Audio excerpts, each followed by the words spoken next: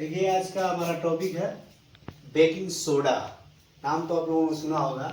अगर baking soda का पूछता है कि मालिकुलर फार्मूला इसका क्या होता है, यानी अणुसूत्र क्या होता है, तो आप बताएंगे NaHCO3। इस तरह से बोलेंगे। अगर अणुसूत्र पूछता है यानी मालिकुलर फार्मूला कहेगा तो आप लिखेंगे NaHCO3। अगर इसका कहेगा केमिकल नेम क्या होता है यानी रासायनिक नाम क्या होता है, रासायनिक सूत्र क्या होता है, रासायनिक नेम, सॉरी यहाँ पे रासायनिक नेम होना चाहिए, तो इसको कहेंगे सोडियम बाइकार्बोनेट या कह सकते हैं सोडियम हाइड्रोजन कार्बोनेट, ऐसे बोल सकते हैं।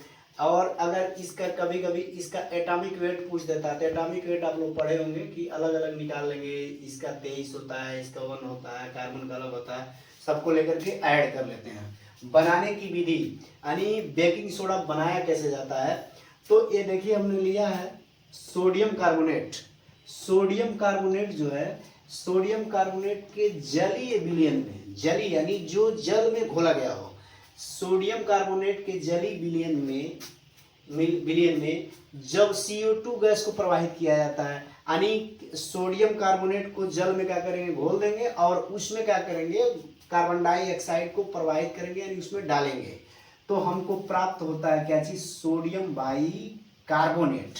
अब यहाँ पे हमको मिल जाता है यहाँ पे बेकिंग सोडा यानी प्राप्त हो जाता है। फिर से आई रिपीट, अगर कोई पूछे कि ये बेकिंग सोडा बनाया कैसे जाता है तो आप कहेंगे सोडियम कार्बोनेट के जलीय विलयन में जब कार्बन डाइऑक्साइड को पास किया जाता है, प्रवाहित किया जाता है, तो हमें सोडियम बाइकार्बोनेट यानी बेकिंग सोडा प्राप्त होता है।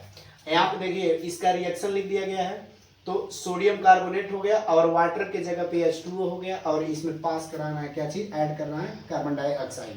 गिब्स में आप देख लेंगे सोडियम बाइकार्बोनेट। एक बात नोट कीजिएगा, मैं इसको बैलेंस नहीं किया हूँ, बैलेंस आप लोग कर लीजिएगा, मैं केवल इसका इक्वेशन दिया हूँ।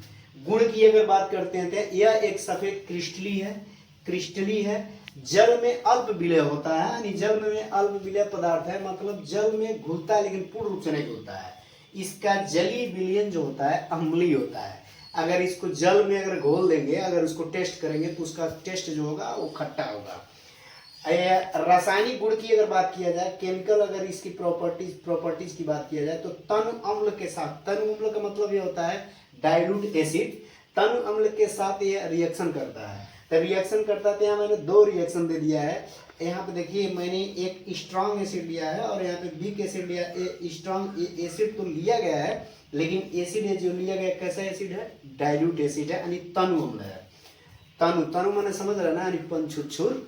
यहाँ पे देखिए सोडियम बाइकार्बोनेट में जब HCl को मिलाया गया है तो हमको प्राप्त होगा यहाँ साल्ट, सोडियम क्लोराइड, अब प्लस प्राप्त होगा वाटर और यहाँ से निकल जाएगा कार्बन डाइऑक्साइड गैस।